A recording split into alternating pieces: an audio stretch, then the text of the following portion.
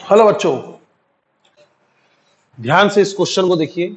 ये वही क्वेश्चन है जिसने कल आपका जीना दुश्वार कर दिया था, है ना। क्या लिखा है क्वेश्चन में? A body moving with initial velocity of 11 metre पर second retards okay at a constant retardation of 2 meter per second square. Find the displacement and distance covered by it in 6th second. बेटा एक बात आपको बताना चाहूंगा, ये जो nth second का फॉर्मूला है ना, ये वाला formula s nth is equal to u plus a by 2 into 2n minus 1. ये जो nth सेकेंड का फॉर्मूला है, it is only for displacement, not distance. इतना ही नहीं, जो काइनेमेटिक्स में हम यूज करते हैं formula s is equal to ut plus half at square, फिर v square is equal to u square plus 2as और v is equal to u plus at।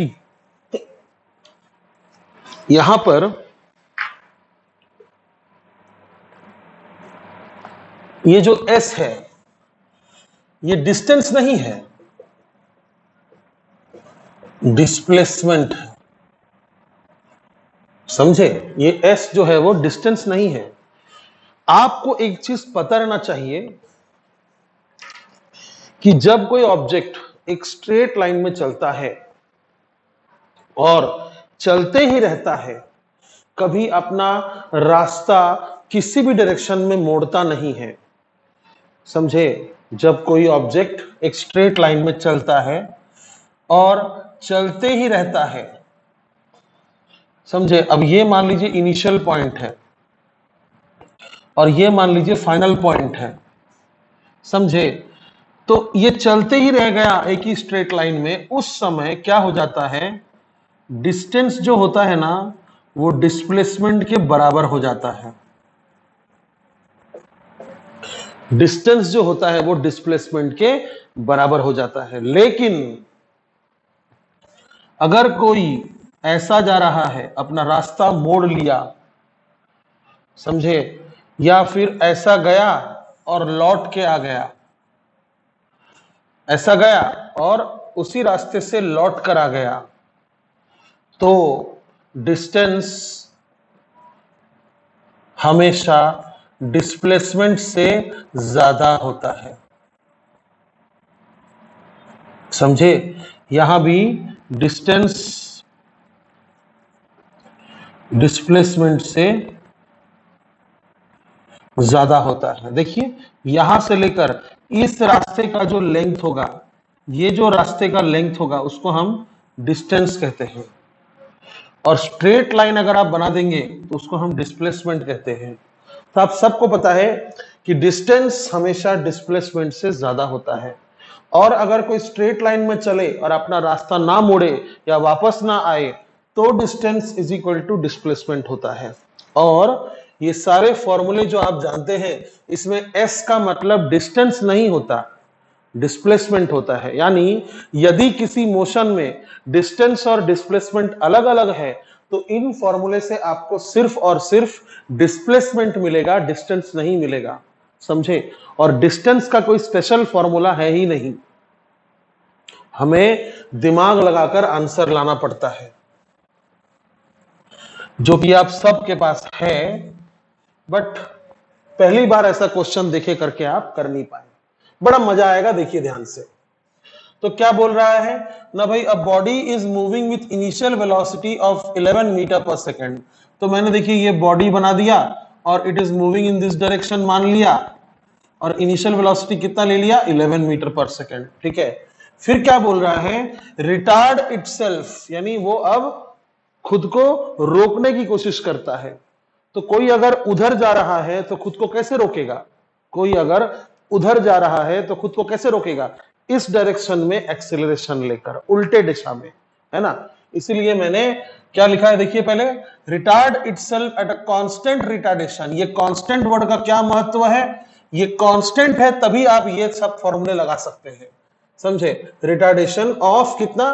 2 metre पर सेकेंड स्क्वायर। तो मैं समझ रहा था कि रिटार्ड मतलब खुद को एक दिन वो रोक देगा, इसलिए मैंने इस डायरेक्शन में अगर u लिया है तो इस डायरेक्शन में मैंने a लिया है, समझे। इस डायरेक्शन में अगर मैंने u लिया है तो इस डायरेक्शन में मैंने a लिया है। अब सबसे पहले आप अपना माइंड सेट कर लो अपना माइंड कि अगर वेलोसिटी और एक्सेलरेशन का direction opposite to each other है तो बॉडी आगे चल के कहीं ना कहीं रुक जाएगा। समझ में आया? ठीक है, तो चलिए पहले हम डिस्प्लेसमेंट निकाल के आंसर रफा दफा करते हैं इसका। तो डिस्प्लेसमेंट इसी फॉर्मूले से आ जाएगा, है ना। तो ये फॉर्मूले हम यहां लगा देते हैं, यहां लिखते हैं फॉर डिस्प्लेसमेंट, क्योंकि ये आंसर तुरंत फॉर्मूला बेस्ड है, आंसर आ ही जाएगा। कौन सा सेकंड का बोला है? 6th second, 6th second. तो formula u plus a/2 into 2n minus 1। तो u कितना? 11 है ना, और a कितना है बेटा? रिटार्डेशन है इसलिए -2, ऑपोजिट डायरेक्शन है इसलिए -2, और फिर n कितना है? 6। अब आप इसको सॉल्व कीजिएगा ना तो आपको 0 मिलेगा, समझे। 2 गुना 6 माइनस 1 11, ये 2 तो कट गया, 11 माइनस 11 0। तो अगर ध्यान से सुनिएगा, अगर nth डिस्प्लेसमेंट वाला, सुनिए, nth सेकंड का डिस्प्लेसमेंट अगर 0 आ गया, nth सेकंड का डिस्प्लेसमेंट अगर 0 आ गया तो समझ जाना कि डिस्टेंस कुछ और आएगा, क्योंकि आप मूव किए हैं, आप अगर मूव ही नहीं करते तो डिस्टेंस और डिस्प्लेसमेंट 0 होता है। आप मूव किए हैं, समझे, लेकिन डिस्प्लेसमेंट 0 हो गया। अब देखते हैं क्या हुआ होगा। तो इसीलिए मैं आपको कल मैसेज में बोल रहा था कि डायग्राम बनाकर कोशिश कीजिए। देखिए, तो यहां से मान लीजिए बॉडी शुरू किया और इसका इनिशियल वेलोसिटी इस डायरेक्शन में था, तो ऑफ कोर्स वो इधर ही जाएगा, लेकिन एक्सेलरेशन उल्टा दिशा में था तो एक पॉइंट पर जाकर वो रुक जाएगा, है ना। एक पॉइंट पर जाकर वो रुक जाएगा। तो आप ना पता करो कि वो कितने देर बाद रुकेगा, तो कैसे पता करोगे? v is equal to u plus AT। कितने देर बाद रुकेगा मतलब v कितना होगा? 0, u कितना है? 11, a कितना है? -2। तो यहां से देखिए टाइम आ रहा है 5.5, 11/2, ये आएगा 5.5 सेकेंड। ये हो गया। अब ध्यान से एक बात सुनिए, बहुत ही ज्यादा ध्यान से। 6th सेकेंड का मीनिंग क्या होता है? What do you mean by 6th second? 6th second का मीनिंग होता है time t is equal to 5 से लेकर time t is equal to 6 second तक, समझे। 5वें सेकेंड से लेकर 6 सेकेंड तक जो डिस्टेंस होता है उसको कहते हैं हम 6th सेकेंड। तो देखिए 5.5 सेकेंड में वो रुक गया है, मतलब इस पॉइंट पर टाइम कितना? 5.5 सेकेंड, है ना। इस पॉइंट पर टाइम कितना हो रहा था? 5.5 सेकेंड। ये कौन सा पॉइंट है? ये तो इनिशियल पॉइंट है, time t is equal to 0। तो इस पॉइंट पर टाइम हो रहा था 5.5 सेकेंड, और हमें डिस्टेंस पूछा है 6th सेकेंड का, जिसका मतलब होता है 5वें सेकेंड से लेकर 6ठे सेकेंड तक का डिस्प्लेसमेंट, समझे। तो देखिए ये पहले ऐसे जा रहा था A to B, फिर रुक जाएगा, रुक जाने के बाद क्या होगा? वो रिटर्न आएगा, याद है मैंने आपको इस केस में क्या लिख कर दिया था कि अगर u और a का डायरेक्शन ऑपोजिट है तो u का मैग्नीट्यूड कम होगा धीरे धीरे और एक समय में 0 हो जाएगा, body will stop, but after that acceleration अभी भी जिंदा है इस दिशा में, तो वो बॉडी को रिटर्न ले आएगा। समझे आप, वो बॉडी को रिटर्न ले आएगा। तो बॉडी पहले ऐसे जाएगा और फिर लौट के ऐसे आएगा। समझ में आई बात?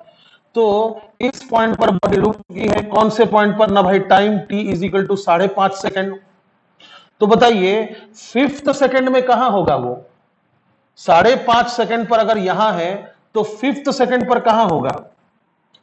चलिए काम करते हैं, हम इधर से इधर जाने वाला अलग बनाते हैं और उधर से इधर आने वाला अलग बनाते हैं। ये टाइम t इजिकल टू 0 है और ये time t is equal to 5.5 second है। ये आप समझ गए कि 5.5 सेकेंड क्यों है? यहां से कैलकुलेट किया मैंने।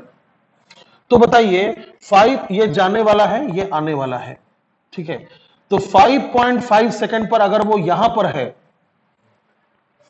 5.5 सेकेंड पर अगर वो यहां पर है तो 5 सेकेंड पर कहां होगा? यहां कहीं होगा।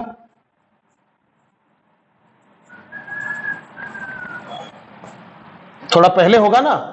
5.5 सेकेंड पर अगर वो यहां है तो उससे आधा सेकेंड पहले वो कहां होगा? यहां होगा। लेकिन आधा सेकेंड बाद कहां होगा? वो लौट चुका होगा।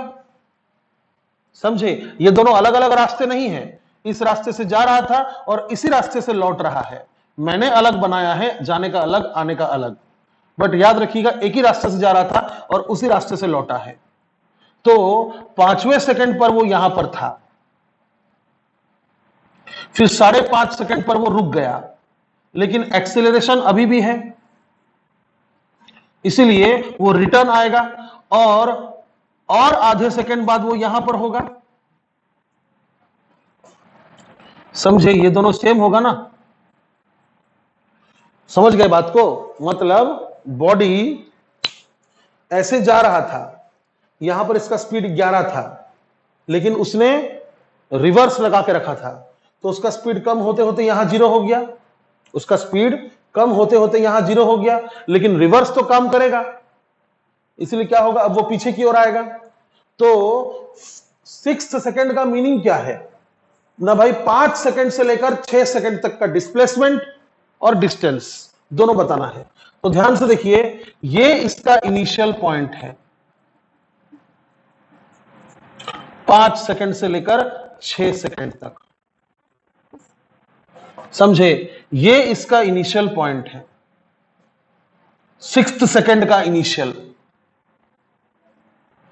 और वही उसका फाइनल पॉइंट है। समझे? यानी ऐसा गया था, ये देखिए ऐसा गया था, ये 5वें सेकेंड पर यहां पर था, 5वें सेकेंड पर यहां पर था, ऐसा गया, रुक गया, और फिर 6th सेकेंड पर भी वो वहीं पर था, 5वें सेकेंड पर भी वहीं पर था और 6th सेकेंड पर भी वो वहीं पर था, इसीलिए तो डिस्प्लेसमेंट 0 आया है। समझे? आखिर आपको यह समझना चाहिए कि 6th सेकेंड का मीनिंग क्या है ना भाई? 6th सेकेंड का मीनिंग है 5वें सेकेंड से लेकर 6ठे सेकेंड तक का डिस्प्लेसमेंट। अब उसी बीच वो लौट गया। समझे? 5वें सेकेंड से लेकर 6 सेकेंड के ही बीच में वो लौट गया, और 5वें सेकेंड पर वो जहां पर था 6ठे सेकेंड पर भी लौट कर वहीं पर है। तो डिस्प्लेसमेंट कितना होगा? 0। लेकिन डिस्टेंस क्यों 0 होगा? डिस्टेंस 0 नहीं होगा। डिस्टेंस क्या होगा? ये लेंथ प्लस ये length, actual path covered. Distance will be ये वाला लेंथ प्लस ये वाला लेंथ, यानी जाना और आना। अब चलिए पता करते हैं। समझे? पता करते हैं। अगर ये C है मान लीजिए पॉइंट का नाम, तो मैं बोलूंगा कि distance is equal to CB plus BC। समझे? CB प्लस BC, ऐसा C, ऐसा B, ऐसा B, ऐसा C। आई होप कि आप समझ रहे हैं। जहां आपका nth सेकेंड का डिस्प्लेसमेंट 0 आ जाए, समझ जाना कि डिस्टेंस ऐसे ही करके निकलेगा, डिस्टेंस का कोई स्पेशल फॉर्मूला नहीं है। समझे? तो अब चलिए इसका मैथमेटिकल पार्ट को देखते हैं। देखिए, फिर से एक डायग्राम बना देता हूं। Time t is equal to 0 पर वो यहां पर था, उसका इनिशियल स्पीड था 11 मीटर पर सेकेंड, बराबर। 5th सेकेंड पर वो यहां पहुंच गया, time t is equal to 5 पर वो यहां पहुंच गया, समझे? और आधे सेकंड बाद वो रुक गया। फिर एक्सेलरेशन अभी भी है इस दिशा में, तो इसीलिए अब वो रिटर्न आएगा। तो again time t is equal to 6 second पर वो यहीं पर पहुंच गया। यहां पर था 5वें सेकेंड पर, उधर गया 5.5 सेकेंड पर रुक गया। यहां पर वेलोसिटी कितना है? 0। और फिर वो 5.5 और आधा सेकेंड बाद वो वापस यहां पहुंच गया। समझ में आया? ठीक है, तो CB और BC तो इक्वल ही होगा, CB और BC इक्वल ही होगा। तो आप CB निकालकर डबल कर लीजिए। CB और BC अलग अलग थोड़ी ना होगा, क्योंकि ये भी आधे सेकंड का जर्नी है 5 to 5.5, और ये भी आधे सेकंड का जर्नी है 5.5 to 6। समझे? तो इसीलिए ये जितना डिस्टेंस होगा ये भी उतना डिस्टेंस होगा। तो कोई भी एक डिस्टेंस निकालकर आप डबल कर लीजिए। तो चलिए हम यहां से लेकर यहां तक का डिस्टेंस निकालते हैं। कैसे निकालेंगे? देखिए, अगर आप यहां से लेकर यहां तक का डिस्टेंस निकालना चाहते हैं तो आपके पास दो फॉर्मूला है, या तो ये या तो ये। समझे? सर आप बोले ये तो डिस्प्लेसमेंट का फॉर्मूला है, बिल्कुल, बट मैंने ये भी बोला कि डिस्टेंस और डिस्प्लेसमेंट सेम होता है अगर कोई सीधा ही जाए। तो यहां से लेकर सिर्फ वहां तक सीधा ही हुआ ना, यहां से लेकर यहां तक सिर्फ सीधा ही हुआ।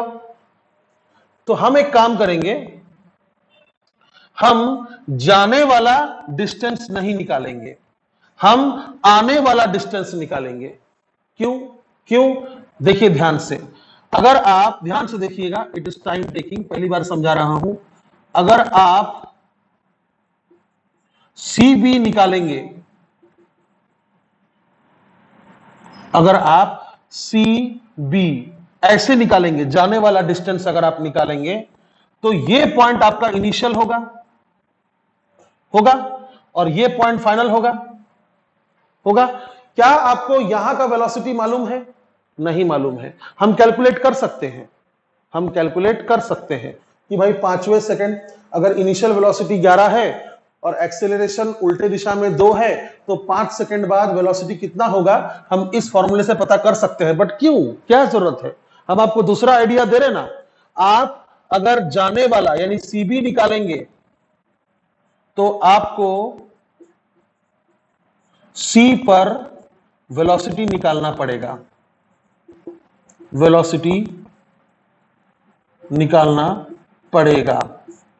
तो टू सेव टाइम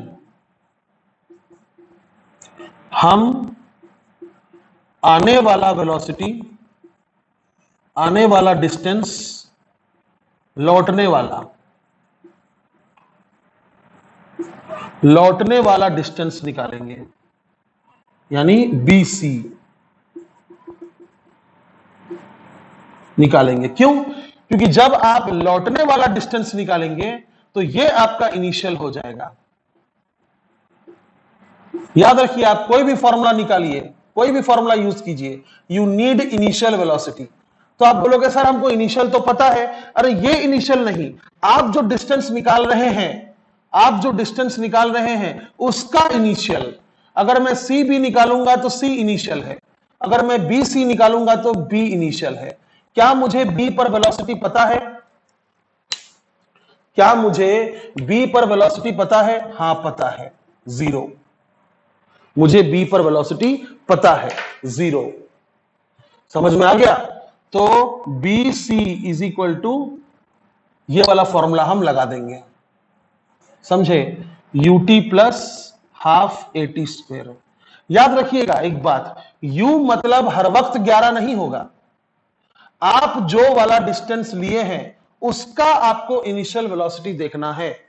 अगर आप सी बी निकालते तो सी पर वेलोसिटी हमें मालूम नहीं था, हालांकि हम पता कर सकते थे, but why to waste time. हम बी सी निकालेंगे। अगर हम बी से लेकर सी तक निकालेंगे तो B will be initial, B will be initial and at B the velocity is known, it is 0। तो हम यहां u के जगह 0 लिखेंगे। ध्यान से सुनिएगा, इस पार्ट को दोबारा देखिएगा, बहुत काम का बात है ये। प्लस हाफ, ए कितना है, ए है 2, और टाइम कितना है, हाँ ये बहुत बड़ा बात है। देखिए बी से लेकर सी तक टाइम कितना है, बी से लेकर सी तक का डिस्टेंस चाहिए ना आपको, आपको जितना डिस्टेंस चाहिए आप वही इनिशियल लिखिएगा, वही टाइम लिखिएगा और वही एक्सीलरेशन लिखिएगा, समझे। तो मुझे बी सी डिस्टेंस चाहिए उधर से, बी से लेकर सी। तो बी से लेकर सी तक टाइम कितना है ना भाई, 5.5 से 6 यानी आधा सेकेंड।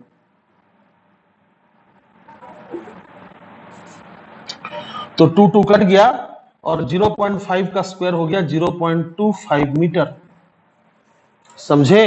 तो बी सी कितना निकला, 0.25 मीटर। तो सी बी भी कितना निकलता, 0.25 मीटर।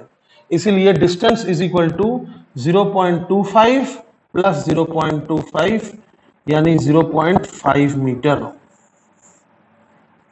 ये हो गया आपका डिस्टेंस। समझ में आया। तो क्या सीखे इस क्वेश्चन से, क्या सीखे कि जब भी आपका nth सेकंड का डिस्प्लेसमेंट 0 आएगा, उस समय डिस्टेंस अगर पूछा है तो कुछ ऐसा दिमाग लगाना पड़ेगा। हालांकि इजी था, डिफिकल्ट नहीं था, बट दिमाग लगाना था। समझ गए ना। और ये पार्ट को भी अच्छे से समझिएगा। आप एक चीज को समझिए कि हम जब काइनेमेटिकल इक्वेशंस लगाते हैं तो हम डिस्प्लेसमेंट जितना भी लिखते हैं, जहां से जहां तक लिखते हैं, हम इनिशियल भी इनिशियल का लिखते हैं। ये वाला इनिशियल क्यों लिखेंगे, जब ये डिस्प्लेसमेंट है, मुझे ये डिस्प्लेसमेंट चाहिए, वो भी मुझे बी से सी तक चाहिए, तो मैं इनिशियल किसको बोलूंगा, बी को, और वही वाला स्पीड में लिखूंगा। टाइम भी मैं उतना ही लिखूंगा जितना का मुझे डिस्प्लेसमेंट चाहिए। फाइनल वेलोसिटी ये हो जाएगा। समझ में आया। तो एक और क्वेश्चन आप कीजिएगा। मान लीजिए इनिशियल वेलोसिटी 13 मीटर है और रिटार्डेशन मान लीजिए 4 मीटर पर सेकंड स्क्वायर है, समझे। तो 13/4 कितना हो रहा है, 13/4 हो रहा है 4 3 12, 3.25, समझे। तो find the displacement of 4th second निकालिएगा। This is the new question, इसको करके देखिएगा, ठीक है। बच गया। बहुत बहुत धन्यवाद।